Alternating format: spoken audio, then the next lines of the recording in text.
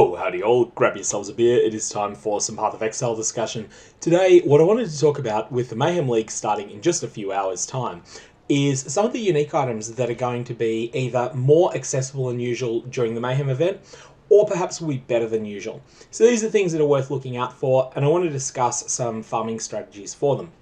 Now, each of these items is going to get progressively more difficult to farm yourself. So we're going to start with things that I think that anyone, even a beginning player that's playing in the Mayhem event, can certainly get even in solo self-found. And then we're going to finish with things that I think are Trade League only.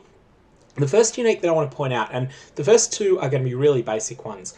Tabula Rasa is much easier to get than it normally is while you're leveling, while it's still good. So the quintessential 6 white socket, 6 link that you can use from low level is going to be much more available than normal. Two ways you can get this. The first way is that you can wait until you encounter a low level zone that's packed with rogue exiles. And then you can just go and butcher those rogue exiles. Keep loading the zone enough times, and you've got a pretty good chance of getting yourself a Tabula that way. So that's the first way. That's focusing on having a Tabula Rasa drop as an item drop. The second one is the Divination card Humility. And what you would do here is play through the game as normal, but once you hit Act 4, if the Aqueduct zone, so this is not the Blood Aqueduct in Act 9 where people tend to farm Tabula if they're deciding to do so, but if the Act 4 version of that zone has either Harbingers or Breaches active, then it's going to have an enormous amount of extra monsters. All those extra monsters can drop Humility cards. Collect 9 of them, you've got yourself a Tabula. If on the flip side you get to Act 4 and something else is currently the mechanic in the Aqueduct, what you can do is keep playing through the game as normal until the clock ticks over the next hour. At that point, all of the zones in the game will have their Mayhem effects re-rolled, and you can go back to the Aqueduct and have another look.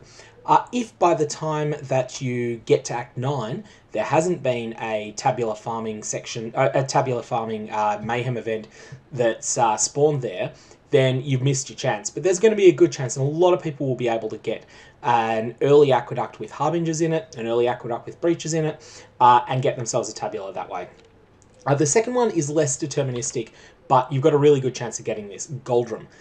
If you are late in Act 1, and you find any zone that's got rogue exiles in it, run it a few times, and you've got a reasonable chance of getting a Goldrim. Goldrim doesn't hold its power for as long as Tabula does. It's an incredibly good ultra low level item, but it does sort of start falling off around level 50 or 60, whereas Tabula's fine to use to 85, even 90 sometimes. Like I've used Tabula up to 90 when I've been lazy, especially when I've had a corrupted one. But Goldrim needs to be mentioned as something to potentially look for as well. Okay, now we're getting to things that you need to get to endgame for, but that are really easy to source. And here we've got Xoph's Nurture. Xoph's Nurture is a fairly niche item in that it's only useful on Ignite builds that can use a bow. This essentially is Burning Arrow, it's Val Fireball, and it's also a couple of particularly interesting and oddball builds, like, say, for instance, Divine Ire with Stormfire, or all sorts of fire conversion builds. There's a lot of ways that you can use this bow. But it's particularly good on a Burning Arrow build or a Fireball build. And the way that you will get this is by just playing the game normally. You're going to need to get to maps first for this to work. So play the game normally, kill Kitava in Act 10. Then when you're in maps, eventually you're going to find a map that has breaches in it. Just basically run all of your maps that you can of that tile set and keep looking for breaches. All you need to do is collect a whole bunch of, find a whole bunch of Xoph breaches, collect a bunch of Xoph splinters, and then form a Xoph's breachstone. Go and run the breachstone, and once you've run a few breachstones, you'll have a reasonable chance of having the two components of this item drop. Those are Xoph's Inception, which is the base low-level bow, and the second one is the Blessing of Xoph, which upgrades it to an endgame version. The Blessing of Xoph is a 50% drop rate from Xoph himself, and doesn't drop from his minions, so can't drop anywhere except from actually killing Breachlord Xoph in Xoph's Breachstone. But Xoph's Inception can drop in a breach in a map, it can even drop in a breach in the storyline in the Axe, and it can then drop from the monsters in the Breachstone itself. It's also a pretty common drop there. The second item that I'm going to mention from the breaches is the Formless Inferno, which is exactly the same mechanics and also drops from Xoph breachstones. So this is a particularly powerful piece of armor equipment. If you're playing a build that wants to run Molten Shell, the Formless Inferno is really, really solid. What it does is it gives you a benefit from your excess wasted fire resistance. So that means that if your fire resistance would be, say, 260%, instead of the 75% it tends to get capped at, that extra fire resistance that's sort of gone over the cap, that's provided as a global buff to your armor. This is a huge buff to the amount of armor that your character has, and will make you much more tanky, especially in conjunction with Molten Shell and or Val Molten Shell. This is a really solid option, and maybe something to consider on builds that also use the Xoph's Nurture Bow. Next up we have Uul-Netol's Embrace. Again, this is another one of those breachstone items where you need to firstly loot a breach-specific unique item, and then upgrade it with one of the blessings. So you'll need to find an Uul-Netol's Kiss. Now this is actually a pretty rare drop. Where the base item for the Formless Inferno and for Xoph's Nurture are pretty common, Uul-Netol's Kiss is not, but it's not staggeringly rare either. In the context of the Mayhem League, where you're going to be having breachstones, like you can basically run maps that have 10 breaches in them back to back to back to back to back, you will easily be able to find enough Uul-Netol breaches in order to be able to find this item yourself. Then you'll need to get a Blessing of Uul-Netol, which again requires compiling an Uul-Netol's breachstone and then running it.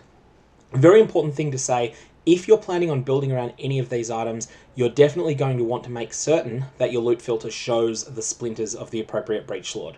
I generally do not have splinters on my loot filter unless they're Chayula splinters, but if I was going to be playing around a build that wanted Uul-Netol's Embrace, then I would definitely want to have Uul-Netol splinters coming up on my loot filter as well. The reason you might consider going for this item is that it's actually one of the best weapons you can use on the quite popular champion builds that use Call of Steel. The reason for that is the incredibly high base physical damage. The low attack speed doesn't really hurt the Warcry / Call of Steel builds all that much, but the massive single target damage that this can put out that can also be projected to the entire screen with how big the AoE is on Warcry enabled slams.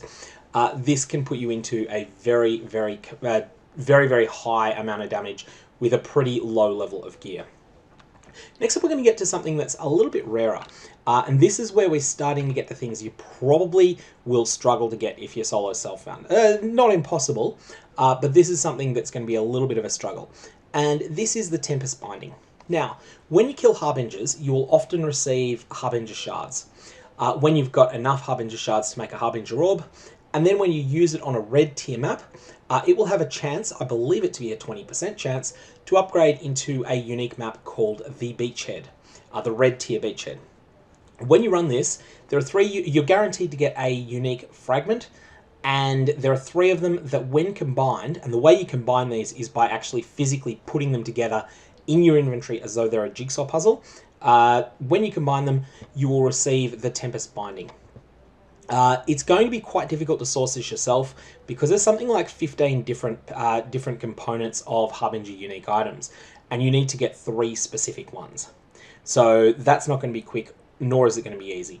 If it is 15, you're going to need to an average of 27.5 beachheads in order to get a set, and plenty of people won't get it from 27.5 beachheads. They'll take more. However, once you factor in trade, it's really easy to get your hands on this because everyone's going to have a lot of beachheads in this league. Now, in terms of the effects of this, it's essentially one of the easiest 6 links that you can possibly get in the context of a 1-week league, and it's pretty damn good. So Socketed Gems are supported by level 18 Ice Bite and level 18 Innovate. These are not necessarily support gems you would use for their own effects, but they're pretty serviceable ones, even if they're not quite as good as something like Awakened added cold damage. They're very accessible, and also you're able to use them in your helmet, which frees up your chest slot to either be a 5 link because you can't afford a 6 link, or a Callum's Heart, or something like that. Additionally, the other stats on this are all solid as well. I mean, you've got a little bit of an energy shield for a buffer, you've got life, so whatever type of defense your character's using, it's going to be covered, and you've got some elemental resistances, which you undoubtedly need. So all in all, the Tempest Binding is a really good item. It doesn't hold up well in a normal league, because it tends to get outclassed by really powerful crafted helmets. But in a 1 week event, you may not have time to craft anything better than the Tempest Binding, and even if you do, you can spend the resources you would have spent crafting a better helmet on, say, crafting better gloves for yourself, or trading for better gloves for yourself, if that's the way you want to go. So for that reason, I'm considering the Tempest Binding as something that's easier to get than usual, because there's going to be more supply of beachhead maps, and still is a very, very good item. Next up, we have something that is really a lucky dip, and that is Skin of the Loyal. So Skin of the Loyal drops from Tabula. Not necessarily just from the boss, but also from the trash mobs within Tabula's zone, and also, I believe, within Tabula breaches. It's actually a pretty rare unique, and when it drops, it's always 6-linked. Being always 6-linked is great, and makes this into a very potent item, just to use out of the box as a better Tabula. The colours of the sockets, however, are random, and they cannot be changed by any means, except for Varl Orbs, and we'll get to that in a sec. So that means that the colours on this, if you get something that just does not fit any popular builds, like for instance, if you were to get a Skin of the Loyal that had 6 red sockets, this is going to be basically of no use to anyone, and you're just going to have to vendor it for a Divine Orb and cry for what might have been.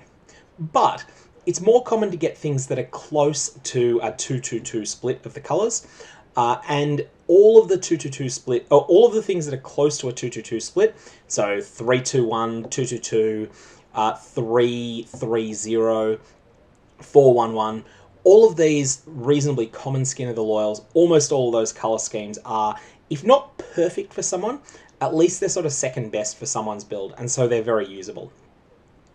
So for that reason, Skin of the Loyal is a pretty solid item. The other thing that you can do with Skin of the Loyal, though, is you can hit it with a Varl Orb, and this has 2 possible outcomes that are beneficial to you. It has detrimental outcomes possible as well. But the first option that can happen is that 1 or more of the sockets can be bleached to become white. This actually does get through this sockets cannot be modified line on the Skin of the Loyal, and as a result, you can end up, let's say that you have a 6 red socket Skin of the Loyal. If you Varl it and hit 5 red, 1 white, that's a little bit better. It's probably still not going to get used by anyone and is probably still suited for the vendor. But if you got very lucky and had 2 of the sockets bleached to white, then suddenly you've salvaged that Skin of the Loyal. The other thing that can happen is you can get Varl Implicits, and Varl Implicits on this chest piece are really good. Generally speaking, because it's already got +1 to the level of socketed gems, and there's lots of +2 to a specific subset of socketed gems, there's lots of ways that this can turn out to be something really, really, really strong. I used to advocate 2 implicit corrupting this, but since my Divination card, the Price of Loyalty, came out, which gives you an already 2 implicit Crangold Skin of the Loyal, for that reason I don't suggest 2 implicit crafting it in a trade league normally. However, in the context of the Mayhem League, 2 implicit corrupting this is a fine use of a corruption chamber should you get one. 2 possible outcomes that are good. First one is it can bleach all 6 sockets white, and that will create a really good piece of entry-level armor that anyone can use. That'll be useful in a trade league, or even solo self-found, just to hand down to an ult. And alternately, it can go into a, can pick up 2 implicit corruptions, and that can make it really good as well. I don't expect that the Price of Loyalty will be very easy to come across in this league, because it drops from the Temple of Atzoatl. I don't think many people are going to be running Atzoatl in this league, and additionally, it is a very rare drop in there, and there'll be less stack decks than in the Heist League, because there's no Heist content. Next up, we have Piscator's Vigil. Now, this is something that there is no target way to farm. However, just like early in the game, you can target areas that have got a lot of rogue exiles and kill them and have a reasonable chance of getting a Tabula Rasa or a Goldrim. The same principle can be applied at endgame if you're wanting to chase Piscator's Vigil.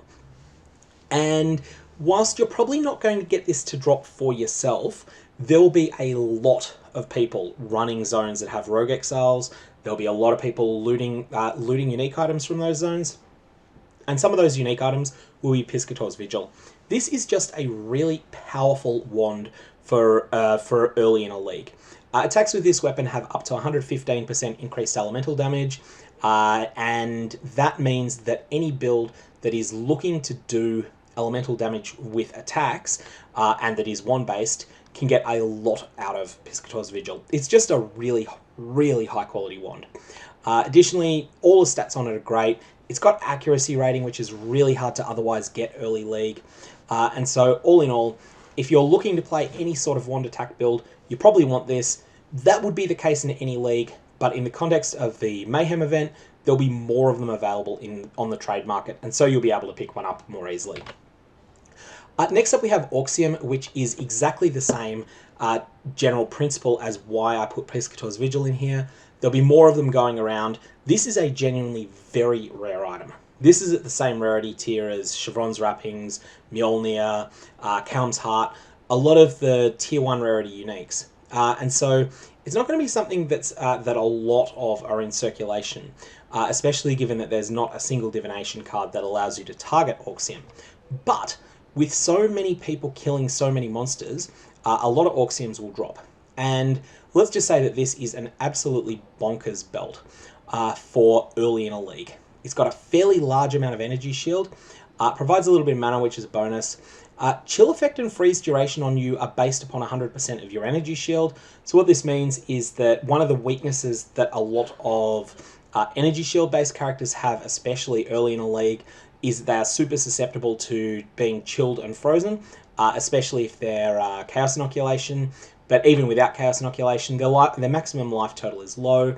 Auxium means that instead of the game determining how severe a chill or freeze on you is based upon your life total, it determines that based upon your energy shield. And presumably if you're wearing Auxium, your energy shield is considerably higher than your life. So this is not a substitute for outright immunity to freeze and chill. That is still better, but it is still something that will help you out if you can't get outright immunity. And then we have increased elemental damage with attacks per power charge. This is the mod that you want to roll this for. Like, if you get yourself an Auxium, you definitely want to divine it until you've got at least 24, but ideally 25% here. This is the sort of thing that if you're playing any sort of assassin build, this can be 200% increased elemental damage with attack skills. That is phenomenal. This, with or without Piscator's Vigil, can provide you with a tremendous boost to damage, and it can do so on a unique item that's considerably easier to source than any of the ultra powerful crafted items that you might aspire to having at the end of a 12-week league. You're not going to get those ultra powerful items because the Mayhem event is 1 week, but there'll be plenty of Auxiums around, and you should definitely consider trading for one. Additionally, attack damage leached as mana is just one of those stats you need to get somewhere, and it's really good to have it on a belt that you would happily wear without it. 0.2% per power charge is enough. Even at 1 power charge, that's often enough. But once you've got 3 power charges up, and an assassin build will have 3 power charges up all the time, except like for the first couple of shots in a fight, this will keep your mana topped up all the time. So yeah, Auxium's really good. It's only in this list because with so many people killing Rogue Exiles, so many people killing things like Harbingers and Breaches and the like, there's just going to be more monsters dying in the Mayhem event, and therefore more Auxiums floating around for you to trade for. Last but not least is Zerphi's Heart. This is absolutely a trade item only. And the reason that I'm calling out Zerphi's Heart, this is going to be very rare in this event, but there are very few people who possess the ability with trade and the ability to play enough to acquire a Headhunter early enough in a 7-day event for it to matter. Obviously, some people are going to get lucky. A Headhunter is going to drop when they kill a map boss or something like that. That's going to happen for some people, and great. But for people that don't have either the playtime necessary to trade for 8 Doctor cards, which is still going to be a couple of Exalts in this league, even though you only get to use the Headhunter for a week, Zerphi's Heart is a substitute. It's quite a bit worse, but it is really, really good, and gaining Soul Eater for 20 seconds when you use a Val skill is amazing. So Zerphi's Heart is something that you might want to consider saving up all of your resources to trade for early in the league. Remember, you're going to be killing lots and lots of monsters, and therefore you're going to be getting a lot of loot. And it is the Life Thief Divination card that you're going to want to trade for. There's not going to be more Life Thieves going around than usual in this event.